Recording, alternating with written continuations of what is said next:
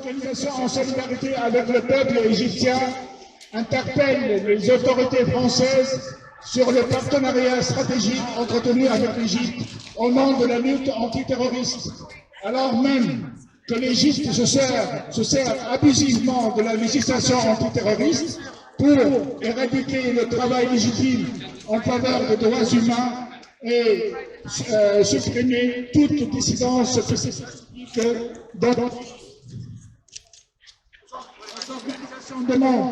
nos organisations demandent que les priorités du partenariat stratégique soient revues en raison de la situation désastreuse sur le terrain et rappellent les 60 000 détenus d'opinion, la torture généralisée, les disparitions forcées, les conditions de détention déplorables, les morts en détention, les attaques contre les droits des femmes, contre les droits des personnes LGBTQI+, les attaques contre la liberté d'association, d'opinion, de manifester et la corruption généralisée. Un partenariat avec l'Égypte doit être basé sur la libération des milliers de prisonniers politiques et sur la protection d'une société civile qui doit pouvoir être dynamique, active et qui reste le meilleur rempart contre l'extrémisme et une condition même de la stabilité. Ce sont les propres termes d'Emmanuel Macron lors de son discours au Caire en janvier 2018. Cet appel a été fait à l'initiative d'un ensemble d'associations de droits de l'homme. Je vais en citer quelques-unes et j'espère ne pas oublier et on corrigera au fur et à mesure si j'en avais oublié. La Ligue des droits de l'homme, l'Action chrétienne pour l'abolition de la torture, la Fédération internationale des droits humains, Arab Network for Knowledge about Human Rights, l'Initiative franco-égyptienne pour les droits et les libertés, le Comité pour le respect des libertés et des droits de l'homme en Tunisie, le Comité de vigilance pour la Tunisie qui réside à Belgique, la Fédération pour une citoyenneté de Dorine, l'Union des Tunisiens pour l'action citoyenne, art et culture de Dorine. À chaque fois, j'utilise un peu par ici pour le micro, mais en essai, s'il est possible, d'avoir la banderole toujours dans la cachette. Voilà, elle est invisible. J'ai cité les associations tunisiennes, mais il y a l'association ACDA, pour le changement de en Algérie, l'association des travailleurs en France, l'association des travailleurs maghrébins en France, la BMF, l'association de défense des droits de l'homme et de l'homme au Maroc, la SDOM, citoyenneté, Forum égyptien pour les droits de l'homme, le CDP, immigration et démocratie, Forum palestinien, Forum Palestine citoyenneté, pluriel, solidarité internationale, et c'est soutenu par un ensemble de partis politiques. Je vais en citer quelques-uns et je vais en oublier peut-être. Donc, le Parti communiste français, la France insoumise, Europe Écologie Les Verts, le Parti des travailleurs tunisiens. Aussi, je voulais remercier nos amis qui ont appelé également à un autre rassemblement avec une association. Non seulement, je vais le micro tout de suite, voilà. C'est aussi, on est en synergie, on agit tous pour les libertés et les droits de l'homme, pour la libération des détenus politiques, et on agit en intelligence ensemble pour ce rassemblement, et je vous remercie infiniment pour être associé avec nous dans ce rassemblement. Merci beaucoup d'être venu ici ce soir à l'appel des organisations. Avec ce qu'ils sont en train de faire ici, les organisations qui ont été citées. on va voir ce que on en sera l'année prochaine. Donner à cette association la parole quelques minutes pour rappeler le contexte en matière de droits humains aujourd'hui en Égypte et pourquoi on est là, aussi dans le cadre de la visite du président Sissi et son demande. Donc on va essayer de passer rapidement sur ces enjeux que vous avez tiennent vraiment à cœur. Puis on laissera la parole à Céline Lebracha. Dernièrement, militant du palestinien Rami Shahat emprisonné depuis juillet 2019. Et enfin, nous avons la chance, et je les remercie encore, d'avoir des élus parmi nous qui se mobilisent depuis maintenant 2 mois, même une année, on peut dire, pour la libération des défenseurs des droits humains conjoints. Sans prendre plus de temps, je vais passer la parole à l'initiative constitutionnelle proposition pour les droits de l'homme.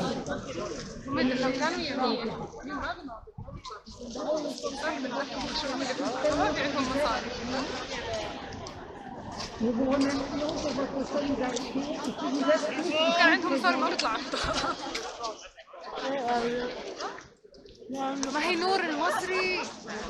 J'étais en train de dire qu'il nous réchauffe le cœur que vous soyez tous ici en solidarité avec le peuple égyptien, avec les 60 000 prisonniers qui croupissent dans le réel de Sissi.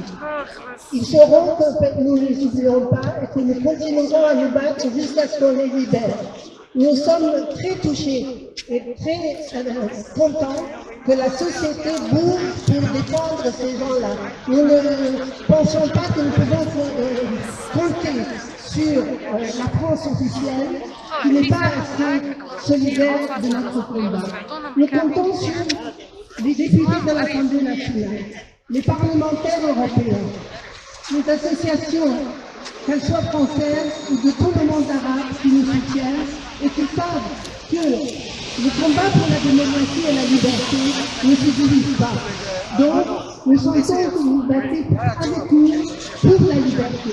Nous vous remercions. Nous avons écouté hier les paroles du président de la République après sa rencontre avec le président Al-Sisi. Nous sommes 10 témoins. Je pense qu'aujourd'hui, le plus important est notre inquiétude. Inquiétude de voir comment les autorités françaises ne lèvent pas le ton. Comment elles n'ont pas décidé hier d'annoncer un conditionnement de son aide militaire à l'Égypte. Nous rappelons que la France est soumise à des obligations internationales. Elle s'est soumise. Elle doit s'assurer que tout matériel de surveillance électronique ou tout équipement militaire qu'elle vend à un pays étranger Qu'est-ce qu'ils vont faire ici, c'est pareil. doit être visé afin de ne pas participer et de ne pas équiper des responsables de violations de torture, de violations des droits humains. Nous regrettons que le président français, dans son intervention hier devant la presse, ait ignoré toutes ces obligations internationales. Je pense aujourd'hui que les droits humains doivent être au cœur des relations internationales. Elles doivent guider la manière avec laquelle les autorités françaises interagissent avec ses partenaires. Non, Emmanuel Macron n'est pas Orban. Non, Emmanuel Macron, Ronald Reagan qui refusait de conditionner son aide à l'Afrique du Sud au moment de l'apartheid. Nous ne sommes pas de la même époque. Nous avons besoin que la France soutienne la société civile indépendante égyptienne et qu'elle permette à cette société civile de pouvoir jouer un rôle fondamental dans la société égyptienne aujourd'hui face à l'autoritarisme. Merci à chacune et chacun d'être ici ce soir pour accompagner ces messages. Je suis particulièrement touchée parce qu'il y a un an à peu près, on était déjà là avec beaucoup d'élus qui sont encore là ce soir. Donc déjà, je les remercie parce qu'ils ne nous ont pas lâchés, même pour toutes les organisations de défense des droits humains qui sont à nos côtés dans ce combat. Nous, les familles, et aujourd'hui, le cas de Rami, il est emblématique de beaucoup de choses, mais aussi du fait que cette répression qui touche la société civile égyptienne, elle nous concerne toutes et tous. Voilà, elle ne s'arrête pas aux frontières. Aujourd'hui, on parle aussi d'une famille française qui est directement touchée, il y en a d'autres. Donc je veux aussi avoir une pensée pour tous ces défenseurs dont nous tenons les portraits aujourd'hui et qui n'ont pas la chance aujourd'hui d'avoir des membres de leur famille qui sont là pour parler en leur nom. Voilà. C'est avec soulagement que j'ai entendu, bien sûr, le président Macron hier parler du cas de mon époux. même si le fait que d'entendre que les droits humains ne sont pas une condition dans la relation, dans le partenariat qui unit la France et l'Égypte, bien sûr, me fait me poser des questions. Aujourd'hui, j'attends avec impatience de voir si le dialogue franc et ouvert suffira. J'en doute fort parce que ce dialogue-là, ça fait plusieurs années qu'il est là. Entre le discours de janvier 2019, Macron au Caire et hier, il y a mon mari et des dizaines et des milliers d'autres défenseurs des droits humains, avocats, militants politiques ont été arrêtés. Et donc, voilà, je me pose des questions et j'espère simplement voir mon mari libéré avant Noël et beaucoup d'autres aussi. Merci Bastien Lachaud, député sensationniste de la Seine-Saint-Denis et je préside également le groupe d'études contre les LGBTQ-phobies dans le monde. Et clairement, à ce titre, la situation égyptienne est dramatique. Comment accepter que la France accueille avec tous les honneurs une visite d'État un dictateur qui a fait exécuter 49 personnes le mois dernier, qui emprisonne des dizaines de milliers d'opposants politiques, de personnes LGBT? C'est un véritable scandale. Tout ça pour des intérêts financiers et les turiféraires de la démocratie. Et là, on ne les entend plus quand il faut défendre les intérêts économiques. Donc tout cela, c'est un scandale que nous continuerons à dénoncer quotidiennement au Parlement à chaque fois qu'il le faudra. Aujourd'hui, la lutte contre le pseudo-terrorisme est instrumentalisée pour permettre la répression de tout un peuple, de millions d'Égyptiens qui vivent dans la pauvreté, qui n'en peuvent plus de ce régime d'Al-Sisi, qui à un moment donné vont se révolter parce que on ne peut maintenir un peuple dans l'oppression comme ça. Donc je redire ici toute l'amitié du peuple de France au peuple égyptien, parce que le peuple de France est un ami du peuple égyptien et que jamais nous n'accepterons que nous continuions au nom d'intérêts financiers à vendre des armes qui servent à réprimer le peuple, que nous continuions à légitimer un régime qui opprime, torture, assassine, emprisonne des milliers de personnes qui ne font que se battre pour la démocratie, les droits de l'homme, simplement vivre librement dans leur pays. Donc nous serons à vos côtés et nous continuerons à l'être jusqu'au bout, jusqu'à ce que enfin nous puissions obtenir la démocratie en Égypte et que la France se comporte dignement comme celle qui se proclame pays des droits de l'homme devrait le faire. Merci, bonsoir à toutes et tous.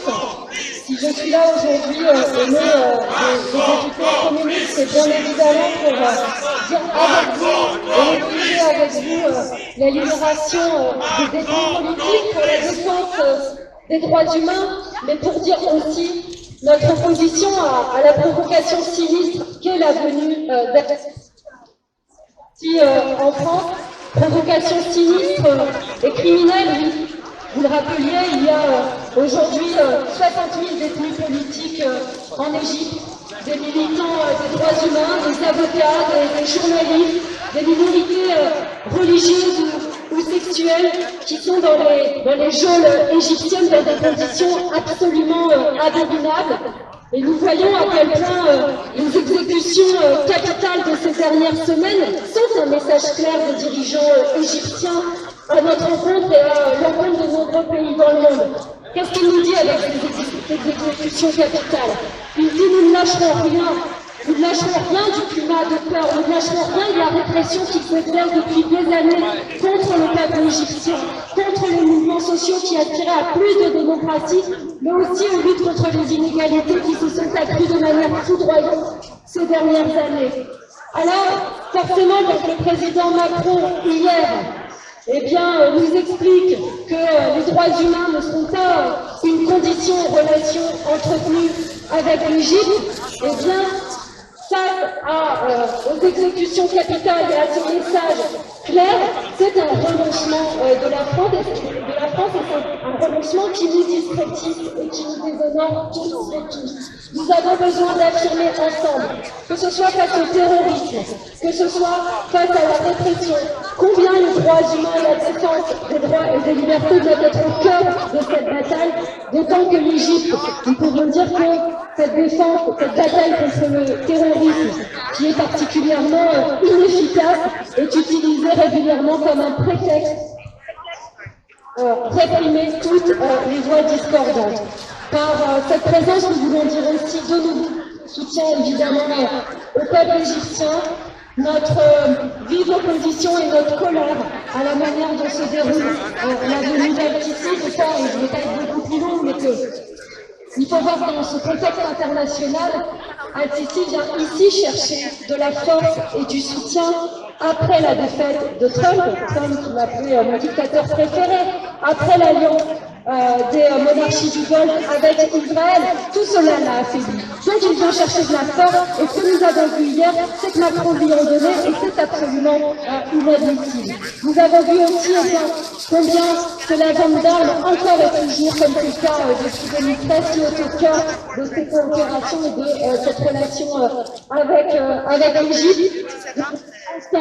Disons stop à cette vente d'armes, oui à la défense des droits humains, oui à la libération des détenus politiques, et je veux dire que avec qui depuis un certain nombre de mois nous nous mobilisons, nous avons tout nombreuses demain pour faire entendre cette voix, et je souhaite évidemment à Céline et à toutes celles et ceux qui ont des détenus jeunes égyptiennes, un beau cadeau de Noël. Ça sera un beau cadeau pour nous toutes et tous. Merci.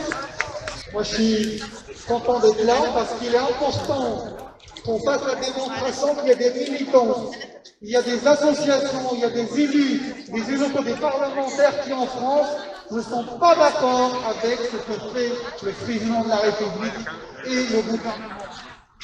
Nous ne sommes pas d'accord avec ce naufrage politique, moral, que fait la patrie qui est censée être le berceau des droits de l'homme. Ce n'est pas normal, c'est pas la France qu'on aime, et on ne l'acceptera jamais.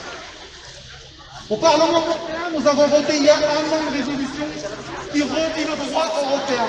Nous avons un mécanisme droits de l'homme. Ni l'Union européenne, ni les États membres ont le droit d'avoir des relations commerciales, politiques, géopolitiques avec un pays qui emprisonne, qui réprime, qui harcèle sa population, pourchasse les opposants. Ce n'est pas les valeurs de l'Europe.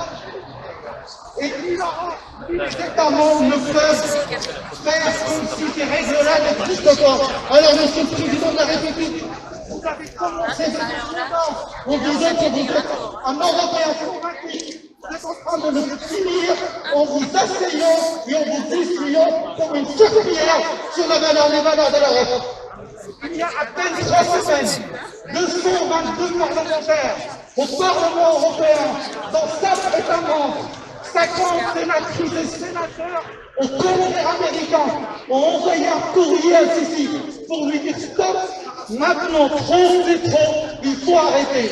Et une de nos collègues sénatrices américaines est allée jusqu'à dire que l'aide américaine de 1,4 milliard donnée chaque année à l'armée égyptienne pourrait être conditionnée au recul du régime Al-Sisi sur ce qui fait civil à sa population.